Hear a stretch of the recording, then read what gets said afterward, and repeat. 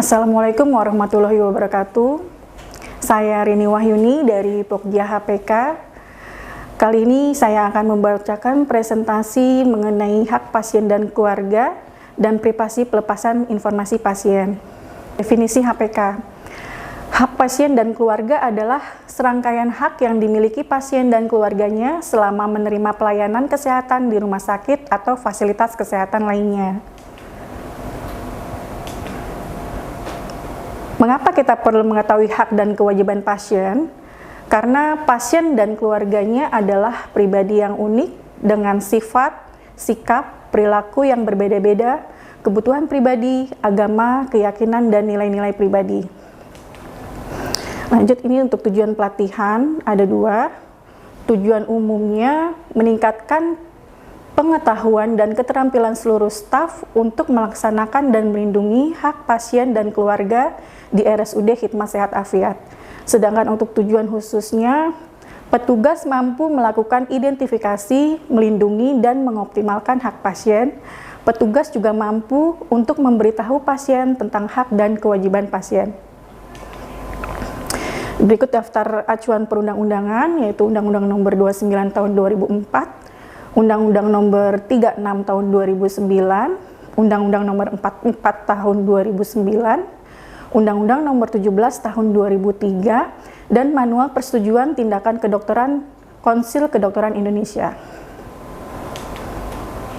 Oke, untuk undang-undang yang dipakai tentang HPK, kita mengacu pada undang-undang terbaru, yaitu Undang-Undang Nomor 17 Tahun 2003 tentang kesehatan, di mana undang-undang ini diperbaharui di tahun 2023. Sebelumnya kita masih memakai undang-undang yang lama, yaitu Undang-Undang tahun 44 tahun 2009 tentang rumah sakit, di mana tentang hak pasien terdiri dari 18 hak pasien. Kemudian diperbaharui dengan undang-undang terbaru, dikerucutkan menjadi 7 hak pasien saja. Yang pertama, hak pasiennya itu memperoleh informasi mengenai kesehatan dirinya. Yang kedua, mendapatkan penjelasan yang memadai mengenai pelayanan kesehatan yang diterimanya. Yang ketiga, mendapatkan pelayanan kesehatan sesuai dengan kebutuhan medis, standar profesi, dan pelayanan yang bermutu. Yang keempat, menolak atau menyetujui tindakan medis kecuali untuk tindakan medis yang diperlukan dalam rangka pencegahan penyakit menular dan penanggulangan KLB atau wabah.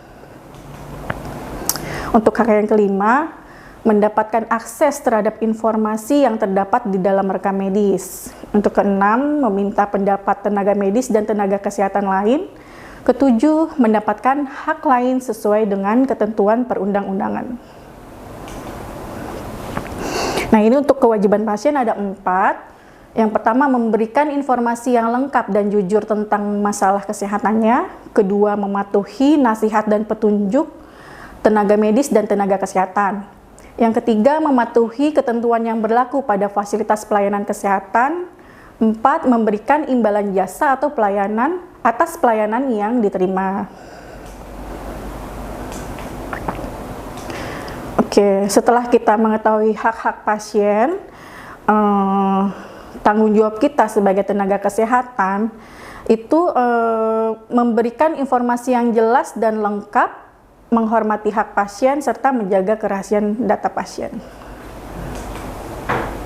Ya, untuk hak-hak pasien ini secara garis besarnya ada 1, pelayanan rohani, 2, kebutuhan privasi pasien, 3, perlindungan barang milik pasien, 4, perlindungan terhadap kekerasan, 5, second opinion, 6, manajemen nyeri dan pasien tahap terminal, 7, penanganan komplain, 8, pemberian informasi dan edukasi identifikasi nilai dan kepercayaan pasien, 9, persetujuan atau penolakan tindakan medis dan DNR. Pada kesempatan kali ini saya ingin membahas lebih dalam lagi untuk hak pasien mengenai kebutuhannya tentang privasi pasien. Nah, ini komitmen rumah sakit ya, RSUD Kisah berkomitmen menerapkan proses yang mendukung hak-hak pasien dan keluarganya selama pasien mendapatkan pelayanan dan perawatan di rumah sakit. Untuk poin A, ini rumah sakit menerapkan regulasi hak pasien dan keluarga sebagaimana tercantum dalam gambaran umum dan peraturan perundang-undangannya. Ini apa saja yang yang ada regulasinya ini, satu, mengidentifikasi, melindungi, dan mempromosikan hak-hak pasien. Dua, menginformasikan pasien tentang hak-hak mereka. Tiga, melibatkan keluarga pasien bila perlu dalam keputusan tentang perawatan pasien. Empat, mendapatkan persetujuan informed consent. Nah, untuk poin B, rumah sakit memiliki proses untuk mengidentifikasi siapa yang diinginkan pasien untuk berpartisipasi dalam pengambilan keputusan terkait perawatannya. Ini bisa kita lihat di gambar ini adalah contoh form general consent. Pada poin 3 nanti pasien bisa menuliskan siapa keluarganya atau walinya yang bisa diberikan hak akses atas informasi kesehatannya. Untuk poin C, rumah sakit memiliki proses untuk menentukan preferensi pasien dan pada beberapa keadaan preferensi keluarga pasien dalam menentukan informasi apa mengenai perawatan pasien yang dapat diberikan kepada keluarga atau pihak lain dalam situasi apa. Ini sama ya formnya, bisa dituliskan nama anggota keluarga atau wali yang bisa diberikan informasi.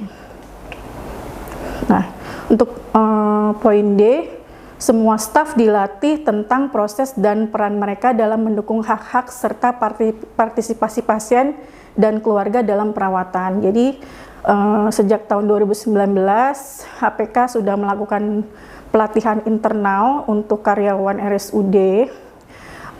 Cuman sepertinya ini harus terus berkesinambungan ya untuk pelatihannya. Jadi diharapkan nanti seluruh karyawan bisa mendapatkan pelatihan ini sehingga bisa mengetahui hak-hak pasien dan peran serta mereka dalam melayani hak-hak pasien.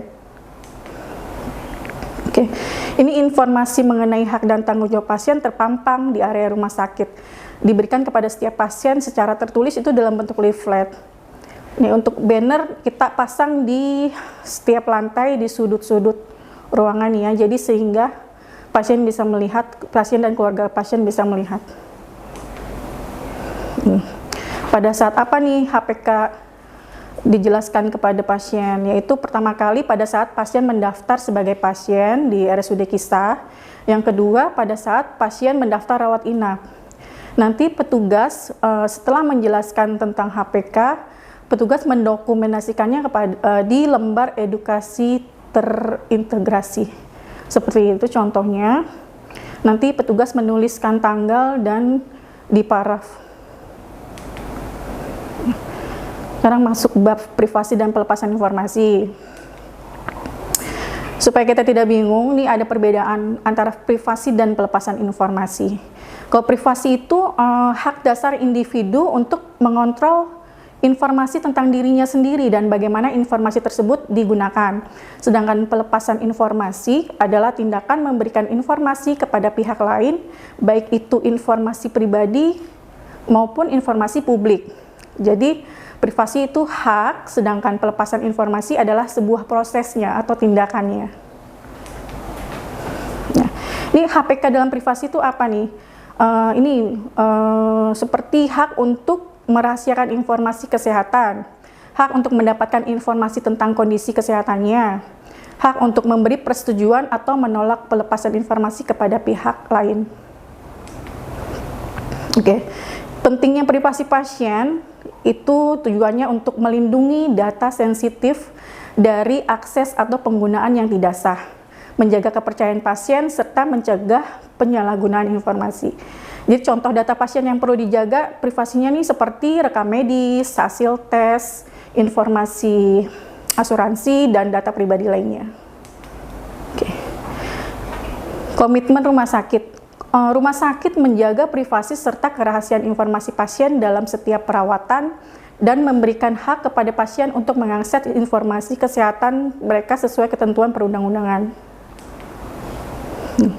Ini kita ada form general consent. 4 ini adalah hal yang tertuang di form general consent. Yang ini satu, pertama rumah sakit menjamin kerahasiaan data informasi tentang pasien. Kedua, rumah sakit meminta izin atau persetujuan kepada pasien dalam general consent. Yang ketiga, siapa yang berhak mendapatkan penjelasan tentang penyakitnya. Yang keempat, izin membuka informasi medis kepada pihak pembayar. Pada saat kapan nih kebutuhan privasi pasien dipenuhi? Pertama, pada saat pendaftaran. Di saat pendaftaran, petugas pendaftaran menanyakan kebutuhan privasi pasien diharapkan ada apa saja, nanti dicatat di formulir general consent.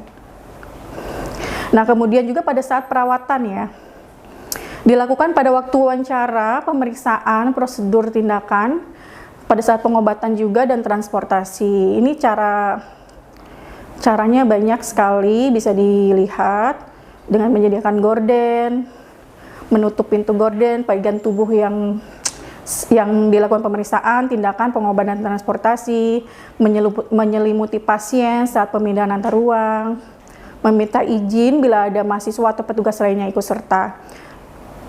Kemudian meminta izin juga jika ada foto, rekaman, atau wawancara. Menyampaikan dalam operan jika pasien tidak ingin dikunjungi orang tertentu. Ini ada, nanti poin ini ada di form general consent. Terus membatasi jumlah pengunjung sesuai keinginan pasien, tidak memajang nama pasien di area publik, dan juga tidak membicarakan pasien di area umum seperti di lift atau di kantin. Ini contoh-contoh pelanggaran privasi pasien ya. Pertama, menyebarkan informasi pasien tanpa izin. 2. Foto pasien tanpa persetujuan. 3. Diskusi kasus pasien di tempat umum, seperti tadi saya jelaskan di kantin atau di lift. Terus melewati batas saat merawat pasien. Ini contohnya ya, contoh privasi pasien yang ada di RSUD. Penggunaan tirai dan skrem, privasi area tubuh yang diperiksa. Jadi untuk area tubuh yang diperiksa, misalnya untuk di bagian perut atau dada, hanya bagian yang diperiksa saja yang dibuka.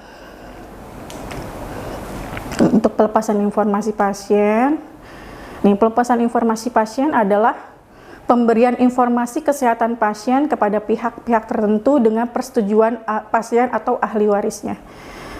Pelepasan informasi hanya dapat diberikan kepada pihak ketiga, dalam hal ini asuransi perusahaan, dengan surat kuasa yang ditandatangani dan diberi tanggal oleh pasien. Jadi permohonan data dari pihak ketiga harus diajukan secara tertulis ke instalasi rekam medis. Jadi permintaan informasi pasien itu tidak bisa dilakukan secara lisan, harus melalui permohonan tertulis. Informasi hanya bisa diberikan kepada keluarga pasien yang tercantum dalam formulir pelepasan informasi dan general consent. Nah, jadi secara garis besarnya, pelepasan informasi harus diberikan ke pihak lain secara tertulis, dengan persetujuan tertulis, kecuali pada kondisi darurat atau sesuai perintah hukum. Ini tata laksananya. Pada saat pendaftaran nanti petugas menjelaskan nih semua informasi pasien, bahwa dijamin kerahasiaannya oleh rumah sakit. Ya, ini dijelaskannya pertama kali saat berobat di rawat jalan dan saat masuk rawat inap. Nah, lalu pasien dimintai persetujuannya untuk membuka informasi dan atau rahasia kedokteran. Jika pasien tidak mampu memberikan izin pembukaan rahasia, persetujuan dapat diberikan oleh keluarga terdekat atau pengampu melalui formulir pelepasan informasi. Ini pembukaan atas kerahasiaan informasi mengenai pasien dalam rekam medis juga diperbolehkan nih menurut Undang-Undang Nomor 29. Tuh, misalnya diminta oleh aparat penegak hukum untuk kepentingan hukum atas permintaan pasien sendiri, untuk kepentingan pasien itu sendiri dan berdasarkan ketentuan perundang-undangan yang berlaku. Misalnya ada Undang-Undang Wabah dan Karantina. Ini semua pihak yang terlibat dalam pelayanan kedokteran dan menggunakan data dan informasi tentang pasien wajib menyimpan rahasia kedokteran. Semua tenaga kesehatan dan petugas rumah sakit yang memiliki akses rekam medis wajib disumpah menjaga kerahasiaan informasi pasien. Lalu pasien ini berhak menentukan informasi yang boleh disampaikan kepada keluarga atau pihak pasien atau pihak lain. Lalu informasi rahasia yang berisi identitas dan diagnosis tidak dipasang di ruang publik atau dibicarakan di depan umum. Lalu membatasi akses ke ruang penyimpanan rekam medis, tidak meletakkan rekam medis pasien di tempat umum dan sebagainya. Nah, jadi ini untuk poinnya. Informasi tentang pasien adalah rahasia. Penjelasan penyakit hanya untuk yang berhak saja. Pelepasan informasi untuk klaim asuransi, pengadilan, penelitian atau keperluan medis dilakukan di instalasi rekam medis di bagian korespondensi, dan semua petugas yang terkait langsung dengan pasien dan berkas rekam medis sudah disumpah menjaga kerahasiaan pasien. Nah, ini adalah contoh formulir general consent. Sini ada poin-poinnya, dan untuk poin nomor 3 itu nama anggota keluarga atau wali yang bisa diberikan informasi tentang pasien. Yang keempat itu privasi. Jika pasien memiliki preferensi tidak ingin dijenguk oleh siapa, itu bisa disebutkan namanya. Lalu ditandatangannya. Ini contoh di ruang rawat inap. Tidak memampang identitas dan diagnosis pasien. Nah, ini akses ke ruang penyimpanan rekam medis tertutup untuk publik. Ini rumah sakit memiliki proses untuk meminta persetujuan pasien terkait pemberian informasi. Seperti yang tadi sudah dijelaskan, ini di poin nomor 3 ditulis namanya siapa, dan di formulir pelepasan informasi pun dituliskan namanya. Ini adalah SOP mengenai pelepasan informasi, sama pelepasan informasi, dan juga ini surat kuasa ya, jika pasien mengkuasakan kepada orang lain. Nah, ini surat untuk meminta surat keterangan medis, yaitu surat keterangan medis yang dibuat oleh dokter. Yang sebelah kanan adalah visum et repertum. Ini adalah contoh-contoh formulir yang dipakai di bagian korespondensi. Nah, ini untuk semua petugas rekam medis juga sudah melaksanakan sumpah dan janji menjaga kerahasiaan pasien. Oke, jadi kesimpulannya, pentingnya menjaga privasi dan pelepasan informasi rekam medis, tujuannya untuk melindungi hak-hak pasien, menjaga kepercayaan antara pasien dan tenaga kesehatan, mencegah penyalahgunaan informasi, dan memastikan integritas rekam medis. Sebelum menutup materi kali ini, saya ingin memberikan pertanyaan. Kuisnya ini, bisakah Anda memberikan salah satu contoh menjaga privasi dan pelepasan informasi rekam medis di lingkungan kerja Anda? Oke. Demikianlah pemaparan materi pada kali ini, semoga bermanfaat untuk kita semua. Terima kasih atas perhatiannya. Wassalamualaikum warahmatullahi wabarakatuh.